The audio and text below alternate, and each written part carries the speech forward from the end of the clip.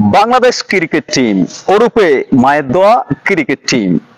অযোগ্য লোক যখন যোগ্য স্থানে যায় তখন যোগ্য লোকটাকে একেবারে এমন দূরে সরিয়ে দেয় যাতে করে ওই যোগ্য লোকটা অযোগ্য লোকের স্থানে এসে না বসতে পারে। প্রিয় দর্শক, আমি বলছিলাম বাংলাদেশ ক্রিকেট টিমের 2024 সনের টি-20 বিশ্বকাপের ক্যাপ্টেন শান্তর কথা। শান্ত যখন টি-20 বিশ্বকাপের ক্যাপ্টেন্সির দায়িত্ব পেয়েছেন তখন তিনি মেহেদী হাসান মিরাজের মতো একজন প্লেয়ারকে এমনভাবে ছুঁড়ে ফেলে দিয়েছেন মাশরাফি বিন মুর্তজাকে। কিছু সাংবাদিকেরা যখন গতকালকে কিছু প্রশ্ন করেছেন যে বর্তমান টি-20 বিশ্বকাপের স্কোয়াডে কারা কারা আছে, মাশরাফি বিন মুর্তজা উত্তরে বলেছেন যে বাংলাদেশ ক্রিকেট টিম ওরূপে মায়ের দোয়া ক্রিকেট টিম, কাদেরকে নিয়ে 2024 সনের টি-20 বিশ্বকাপের স্কোয়াড ঘোষণা করেছেন আমার জানা নেই।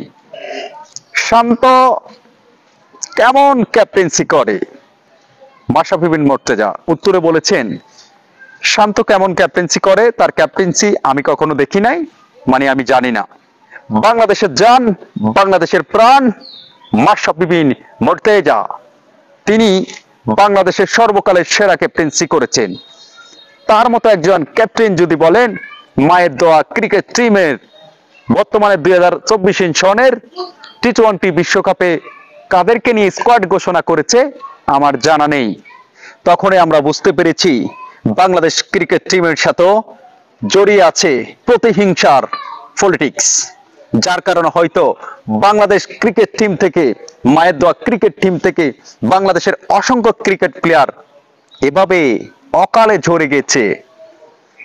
আমরা বাংলাদেশের 20 কোটি মানুষের একেবারে ইমোশনস ক্রিকেটের জায়গাটা, বাংলাদেশের ক্রিকেটকে আমরা যখন ভালোবাসি, আমরা নিজের খায়ে নিজের পড়ে রাস্তার পাশে বৃষ্টির ভিতরে দাঁড়িয়ে দাঁড়িয়ে যখন বাংলাদেশ ক্রিকেট টিমের খেলা দেখি, সাপোর্ট করি তাদেরকে। আমরা মায়ের দোয়া ক্রিকেট টিমকে সাপোর্ট করি আমাদের উইদাউট এনি বেনিফিটে।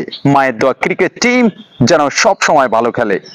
আজকে যখন দেখি বাংলাদেশের মায়ের দোয়া ক্রিকেট টিম এই কাঙ্ক্ষিতভাবে বাংলাদেশের সুপার ডুপার প্লেয়ারদেরকে একেবারে সাইড করে দেয়, তখনই যারা খেলা প্রেমী আছে আমার মতো, তারা আঙ্গুল তুলে বিসিবির কাছে বলে এই মায়ের দোয়া ক্রিকেট টিম তারা হয়তো গিয়েছে কিছু টুরিস্ট করার জন্য, তারা গিয়েছে ঘুরতে, তারা গিয়েছে তাদের বউ নিয়ে রিচোটে রিচোটে এনজয় করার জন্য। যদিও মাই ফ্রন্ট অফ দ্য ভিউ থেকে আজকের এই কথাটা আমি বলছি বাংলাদেশের 20 কোটি মানুষের ইমোশনসের জায়গা থেকে। প্রিয় দর্শক, আপনারা যারা আমার মতো বাংলাদেশ ক্রিকেট টিমকে ভালোবাসেন তারা একটু জানাবেন এই মায়ের দোয়া ক্রিকেট টিম সর্বোচ্চ একটা কি দুইটা ম্যাচ খেলে তারপরে বাংলাদেশে খুব সুন্দরভাবে 2024 সনের টি-20 বিশ্বকাপ থেকে কামব্যাক করে চলে আসবেন বাংলাদেশে।